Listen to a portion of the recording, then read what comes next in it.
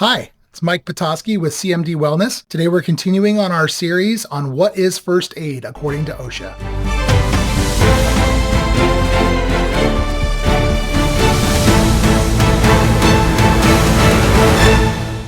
In Subsection G of 1904.7, OSHA says using temporary immobilization devices for transporting an accident victim. For example, splints, slings, neck collars, backboards, etc. Now, this is an interesting point because it almost seems to contradict Subsection F, which says devices with rigid stays or other systems designed to immobilize body parts are considered medical treatment. But OSHA goes and carves out Section G for us in order to try to clarify. If we have an accident victim, say somebody who fell from height, and they need to be immobilized. Emergency response team shows up. They put a C-collar on them. They put them on a backboard to protect their neck and their spinal cord and to facilitate in their rescue and extrication and removal. They put them on the back of the transport unit and they take them into the hospital. OSHA says you're allowed to put the rigid splints on temporarily while you are transporting the victim to a medical facility. So then at the hospital, the emergency room physician will check their spine, we'll look, we'll touch, we'll roll them, we'll look at them, we'll feel. And then if we still have any doubt, we'll put them in either an X-ray or a CT machine. And we're looking for any type of fractures or any potential injury to their spinal cord or their spine. And if none is found, then the very first thing that we try to do with these accident victims is to get them out of the C-collar and get them off the backboard. It is very, very uncomfortable to be on those. So if there is no fracture, if there's nothing going on there, and we remove those rigid splints, the C-collar and the backboard, OSHA says no harm, no foul, because there's not an injury there. There's no reason to leave those splints on, and that was simply used to transport them during an emergency situation. Similarly speaking, if someone were to fall and has a gross deformity of a bone, we pretty much know it's fractured at that point because it's sticking in a direction it wasn't built that way and it's not supposed to bend that way. If that's the case, we're still going to stabilize it there at the site, and technically at that point, that's still just considered first aid. But as soon as they get to the emergency department and they get some x-rays and we're like, yeah, that's completely